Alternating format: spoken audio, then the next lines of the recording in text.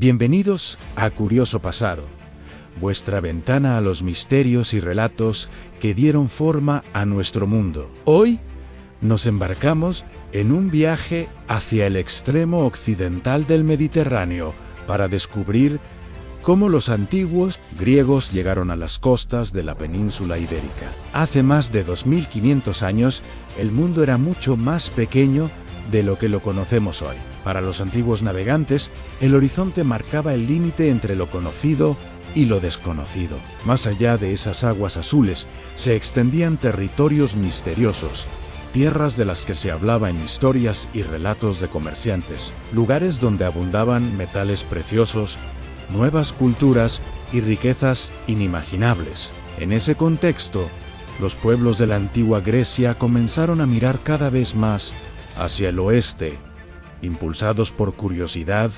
necesidad y ambición. Las ciudades griegas, conocidas como polis, eran comunidades independientes que dependían enormemente del mar. Ciudades como Atenas, Corinto o Fosea tenían puertos activos y comerciantes acostumbrados a viajar largas distancias. Con el paso de los siglos, estas ciudades comenzaron a experimentar un crecimiento de población que generó nuevos problemas. La tierra cultivable era limitada y muchas familias no podían encontrar suficientes recursos para prosperar. Además, las luchas políticas entre facciones dentro de las ciudades provocaban que algunos grupos se vieran obligados a marcharse. Así comenzó uno de los fenómenos más importantes del mundo antiguo, la expansión colonial griega. A partir del siglo VIII a.C., grupos de colonos empezaron a navegar por todo el Mediterráneo fundando nuevas ciudades. No eran simples puestos comerciales,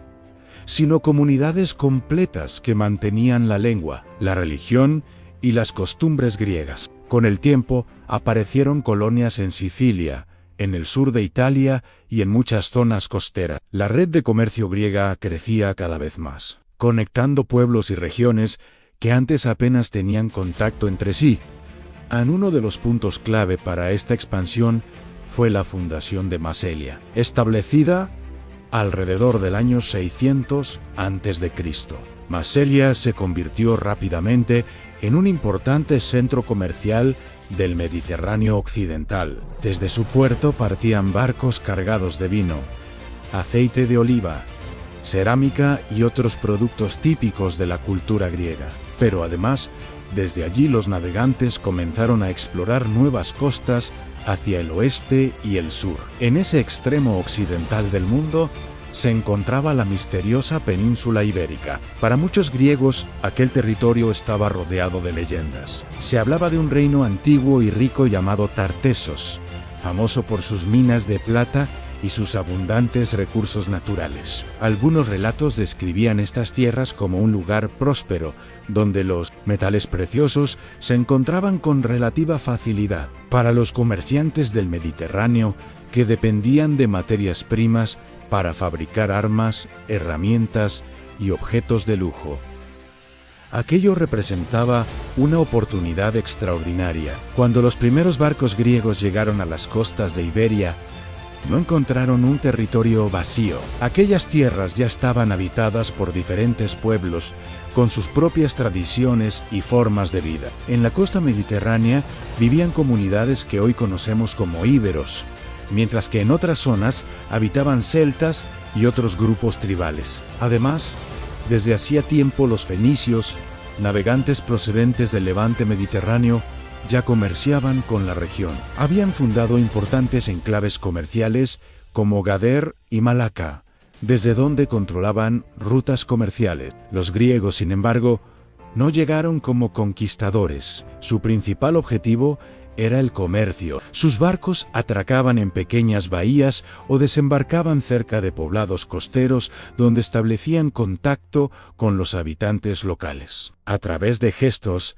intercambios y con el paso del tiempo, incluso mediante lenguas comunes, comenzaron a establecer relaciones comerciales. Los griegos traían consigo productos muy valorados en la época en vino, elaborado con técnicas avanzadas, aceite de oliva, cerámicas decoradas con escenas mitológicas y utensilios de metal cuidadosamente fabricados. A cambio, recibían materias primas del interior de la península, metales, pieles, sal, cereales y otros productos naturales. Con el tiempo, estos intercambios se hicieron cada vez más frecuentes y estables. Los comerciantes griegos empezaron a establecer pequeños asentamientos permanentes donde podían almacenar mercancías, reparar barcos y vivir durante largas temporadas. Uno de esos asentamientos acabaría convirtiéndose en la colonia griega más importante de toda la región.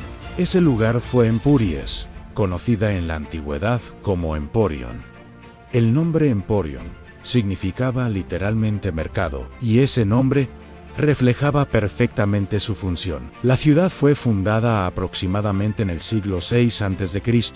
por colonos procedentes de Macelia. Su ubicación era ideal, una zona costera protegida, con acceso al mar y cercana a rutas que conectaban con los pueblos del interior. Desde allí los griegos podían comerciar con facilidad tanto con otras colonias mediterráneas como con las comunidades íberas de la región.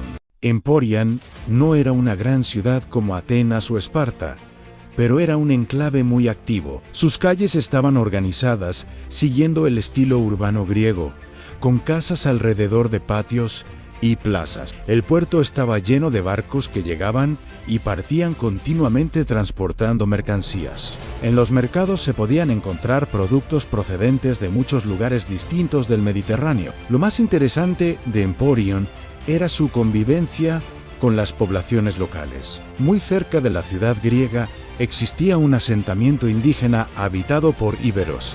Durante años, ambos grupos mantuvieron relaciones comerciales y culturales. Los íberos vendían productos del interior de la península y adquirían bienes importados del mundo griego. Poco a poco, ese contacto fue produciendo una mezcla cultural que dejó huellas en la cerámica, en el arte y en la forma de vida. Los griegos también introdujeron elementos nuevos en estas tierras. Uno de ellos fue el uso sistemático de monedas para facilitar el comercio. Mientras que muchos pueblos indígenas todavía utilizaban el trueque, los griegos empleaban monedas de metal que representaban un valor determinado. Esto permitió que las transacciones fueran más rápidas y organizadas. Además, los colonos trajeron consigo su religión y sus dioses. En sus templos y santuarios se rendía culto a divinidades como Zeus, soberano del cielo y del rayo, o Atenea, protectora de las ciudades y símbolo de inteligencia y prudencia. También se veneraba a Apolo, relacionado con la música, la profecía y la luz. Estos cultos religiosos convivían en ocasiones con las creencias locales, generando mezclas culturales únicas. Aparte de Emporion, los griegos fundaron otros asentamientos en la costa mediterránea de Iberia. Uno de ellos fue Rhodes, situada también en la costa catalana. Aunque más pequeña que Emporion, Rhodes servía igualmente como punto de comercio y refugio para los barcos. Durante varios siglos, estos enclaves griegos formaron parte de una amplia red comercial que conectaba el Mediterráneo oriental con el occidental. A través de esa red, circulaban no solo mercancías, sino también ideas, conocimientos y estilos artísticos. Las técnicas de construcción, los estilos de cerámica y ciertos elementos culturales comenzaron a difundirse entre los pueblos locales. Sin embargo, el equilibrio de poder en el Mediterráneo no permaneció igual para siempre. Con el paso del tiempo, otras potencias comenzaron a competir por el control de las rutas comerciales. Entre ellas destacó la ciudad de Cartago, heredera de las antiguas tradiciones fenicias. Cartago se convirtió en una potencia naval y comercial que dominaba gran parte del Mediterráneo occidental.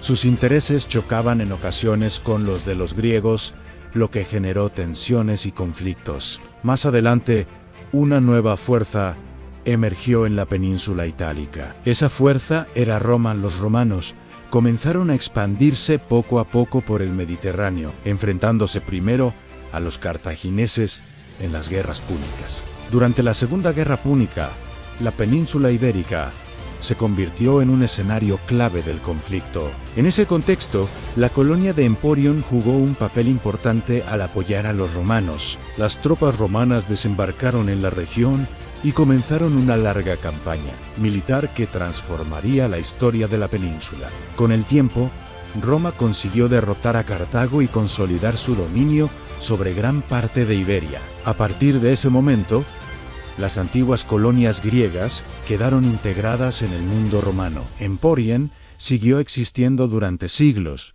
pero bajo la influencia política y cultural de Roma. Poco a poco, la identidad griega de la ciudad fue mezclándose con la cultura romana dominante. Aún así, la huella de los griegos nunca desapareció del todo. Su presencia había abierto las primeras rutas comerciales estables, habían introducido nuevas formas de comercio, elementos artísticos y formas de organización urbana que influyeron en las culturas locales. Hoy, más de 2000 años después, todavía es posible caminar por las ruinas de Empuries y contemplar los restos de aquella antigua colonia. Entre las piedras de sus calles y los vestigios de sus casas, se puede imaginar el bullicio de los comerciantes, el sonido de los barcos llegando al puerto y las voces de griegos e íberos intercambiando mercancías y palabra. La llegada de los griegos a la península ibérica fue uno de los primeros pasos en un largo proceso de contactos entre culturas, aunque su presencia fue relativamente limitada. Su influencia ayudó a conectar estas tierras con una red comercial y cultural. Aquellos navegantes que se aventuraron hacia el oeste no solo buscaban riqueza o nuevos mercados, también estaban abriendo una puerta que permitiría a la península ibérica formar parte de la historia compartida de las grandes civilizaciones del mundo antiguo.